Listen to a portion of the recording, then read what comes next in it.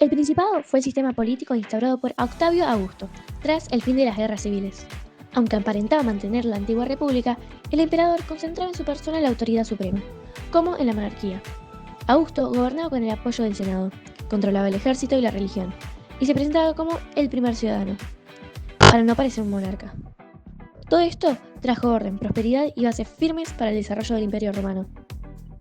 Después de la muerte de Augusto, el poder imperial fue pasando entre distintas familias o dinastías, como Julio Claudia, Flavia y Antonina. La Pax Romana fue una larga etapa de paz y tranquilidad que duró desde Augusto hasta Marco Aurelio. Durante este tiempo, el imperio disfrutó de una estabilidad interna, expansión comercial y grandes avances en infraestructura, como calzadas, acueductos, templos y anfiteatros. La seguridad permitió la circulación de mercancías y personas por todo el territorio, fortaleciendo la unidad cultural y política de Roma. La administración del Imperio Romano fue una de las claves de su éxito. Para mantener el control de tantos territorios, se dividieron las provincias. Las provincias sensatorias eran pacíficas y estaban bajo el Senado, mientras que las imperiales estaban a cargo del emperador y sus legados, por razones militares o estratégicas. Este sistema permitió una gestión más ordenada, eficiente y centralizada, asegurando la lealtad al emperador y el flujo constante de impuestos y recursos hacia Roma. A lo largo de la historia, la agricultura siempre fue la actividad económica principal. La expansión territorial llevó a la formación de latifundios, grandes propiedades de tierra de las familias nobles, que producían una gran variedad de productos para mantener a sus habitantes, como por ejemplo cereales, legumbres, aceitunas e higos. Además, los esclavos eran quienes trabajaban en este modelo latifundista, pero también se dedicaban a otras cosas como la artesanía, la construcción o la minería. En ocasiones, sus dueños les entregaban un pago por su trabajo y así ellos compraban su propia libertad, pero en otros casos se les concedían los mismos dueños en reconocimiento por sus servicios prestados. Las ciudades funcionaban como centro administrativo y económico. Estaban divididas en 4 tipos. Colonias, ciudades fundadas por ciudadanos con las mismas leyes que la capital. Municipios de menor jerarquía que las colonias y sus habitantes eran romanos. Ciudades federadas, aceptaron el dominio romano y sus habitantes no tenían ciudadanía. Ciudades sometidas, resistieron militarmente y debían pagar tributos especiales. La cercanía al mar y la red de calzadas construidas con fines militares facilitaban el comercio. Las regiones se especializaban en producir y comercializar productos, importando y exportando bienes. Además, como en la antigüedad el transporte terrestre era más caro que el marítimo, se construyó una red de puertos, muelles, almacenes y faros para facilitar. La romanización fue el proceso en el que Roma difundió su cultura, idiomas y leyes en los territorios conquistados. Su objetivo era unir el imperio y asegurar la lealtad de los pueblos sometidos. Se propagó mediante el ejército, el comercio, la administración y las ciudades, que imitaban el modelo de Roma.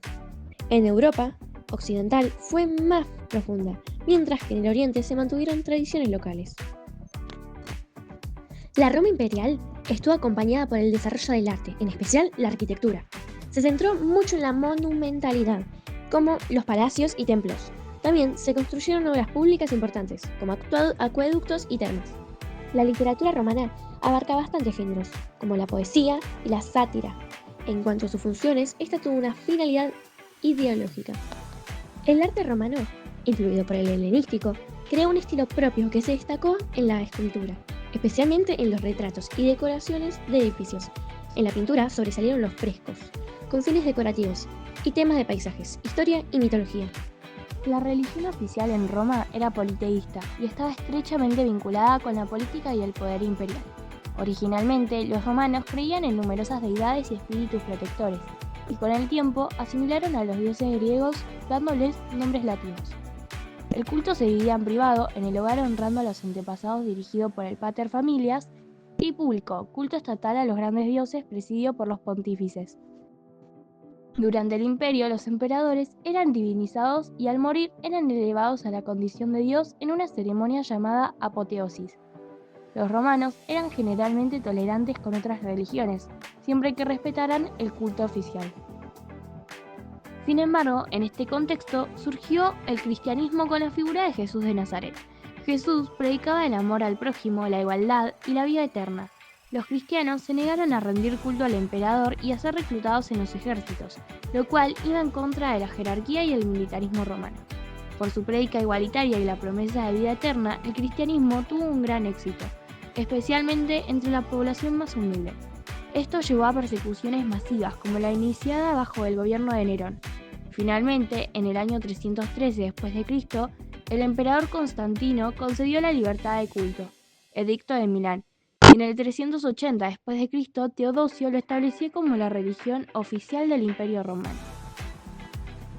El Imperio Romano, después de su apogeo en el siglo II d.C., entró en una profunda crisis durante el siglo III. Esta crisis se manifestó a través de luchas políticas, tensiones sociales y problemas económicos. Uno de los principales problemas fue la anarquía militar. Comenzó tras el asesinato del emperador Alejandro Severo en el 235 d.C. Durante un periodo de 50 años se sucedieron 20 emperadores, cada uno rápidamente asesinado y reemplazado. El poder político quedó en manos de los ejércitos. Mientras tanto, se intensificaron las amenazas exteriores. En Oriente, la dinastía sasánida se enfrentó a Roma, y en el norte, los pueblos germánicos, considerados bárbaros, aprovecharon el descontrol político para saquear y establecerse en zonas del imperio. A nivel social, la crisis profundizó las diferencias, dividiendo a la sociedad entre los honestores, la élite con privilegios, y los humildes, el resto de la población sin privilegios. Finalmente, la economía se ruralizó y el sistema de esclavitud perdió importancia, dando lugar al colonato romano. Bajo el colonato, los campesinos libres y esclavos, instalados en lotes, trabajaban la tierra, produciendo para su consumo y pagando una renta a los terratenientes a cambio de protección. En el año 284, Diocleciano fue emperador e implementó un nuevo sistema de gobierno, la tetrarquía. El imperio se dividía en 4 partes, los emperadores mayores con el título de Augustos y los menores con el título de Césares. Y para que las sucesiones fueran más ordenadas, pasados 20 años, los Césares se convertían en Augustos. El emperador tenía poder total y los ciudadanos perdían sus derechos políticos. Tras su muerte, Constantino tomó el poder y trasladó la capital a Bizancio, siendo renombrada como Constantinopla. Años después, Teodosio dividió el imperio en 2. Oriente con capital en Constantinopla y Occidente con capital primero en Milán y luego en Ravenna. También hizo oficial el cristianismo. Y en este tiempo las ciudades perdieron autonomía y los cargos en el gobierno municipal no eran tan beneficiosos y en su lugar los generales del ejército ganaron importancia política. En el 378 los hunos, un pueblo asiático de origen mongol, comenzó su expansión a Europa empujando así a los germanos al imperio. Derrotaron al emperador Valente y Teodosio, su sucesor, dejó que algunos pueblos germanos se asentaran a cambio de servir en el ejército. Finalmente, en el 476, el jefe germano Odoacro derrotó al último emperador romano de Occidente y se proclamó rey de Italia, y así dio fin a esta parte del imperio.